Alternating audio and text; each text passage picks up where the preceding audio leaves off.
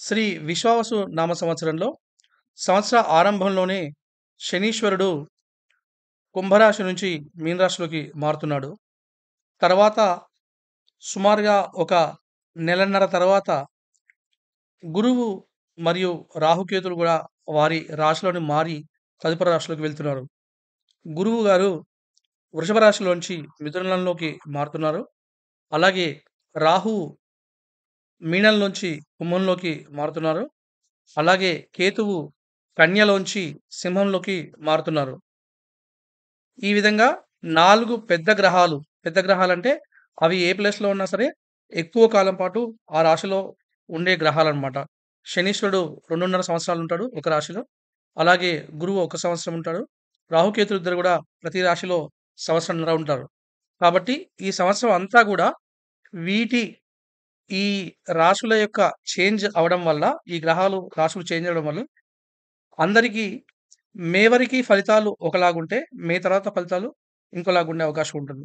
అయితే ఓన్లీ నెలన్నరనే కాబట్టి మే మే అప్పటికి ఆల్రెడీ శనిగ్రహ ఆల్రెడీ శనిగ్రహము ఇప్పుడే మారిపోయింది. ఉగాదితోనే మారిపోయింది కాబట్టి, మిగతా 3 గ్రహాలు మేలో మారుతున్నాయి కాబట్టి, మేని రిఫరెన్స్‌గా తీసుకొని నా పిక్చర్స్ అన్ని గూడా ఇవ్వడం జరిగింది. ఈ విషయాన్ని గమనించవలసిందిగా కోరుతున్నాను. అందరి అన్ని 12 రాశుల యొక్క ఫలితాలు ఈ మేజర్ గ్రహాలని ఆధారంగా చేసుకొని చెప్పడం జరిగింది. మకర రాశి వారికి ఈ సంవత్సరం ఆదాయం 8, వ్యయం 14, రాజపూజ్యం 4, అవమానం 5. వీరికి గురువు సువర్ణమూర్తిగా, శని తామ్రమూర్తిగా, రాహుకేతులు సువర్ణమూర్తులుగా ఉండనున్నారు.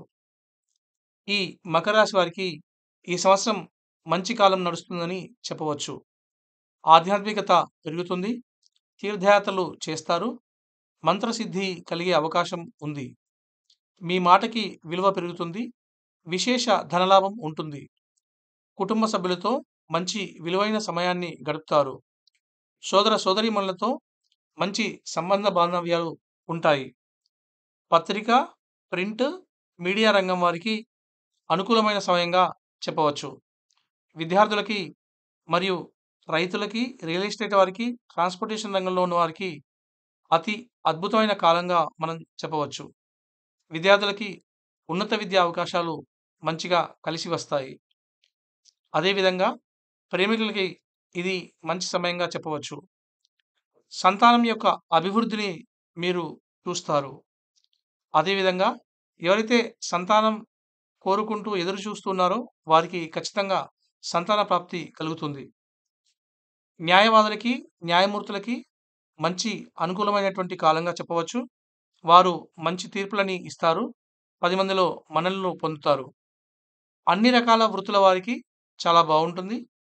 కానీ అనవసర విషయాల జోలికి వెళ్లి రుణాలు రుణాలు మొదలైనవి చేయకుండా ఉండవలసిందిగా సూచించడం జరుగుతుంది. అదేవిధంగా వివాహాల కోసం ఎదురుచూసే వారికి వివాహాలు జరుగుతాయి. సంతానం కోసం ఎదురుచూసే వారికి సంతానం కలుగుతుంది. ఆకస్మికంగా పూర్వీకుల ఆస్తి మీకు కలిసి వస్తుంది, లాభిస్తుంది. విదేశీ విద్య, విదేశీ యానం సానుకూలమవుతాయి. అదేవిధంగా ఉద్యోగస్తులకి ప్రమోషన్స్, ఇంక్రిమెంట్స్ మొదలైనవి వస్తాయి. కవులకి, కళాకారులకి, చిత్ర పరిశ్రమ వారికి కొంత శ్రమించాల్సిన అవసరం ఉంటుంది. ఈ రాశి వారికి కోర్టు కేసులు వారికి అనుకూలంగా వస్తాయి. మరియు విదేశీ యానం కూడా వీరికి అనుకూలంగా ఉంటుంది. ఈ రాశివారు ఈ సంవత్సరం శివారాధన మరియు గణపతి ఆరాధన చేయడం వల్ల వీరికి ఇంకా ఏమన్నా నెగటివిటీ ఉన్నా గూడా అదంతా పోయి మంచి జరిగే అవకాశం ఉంటుంది.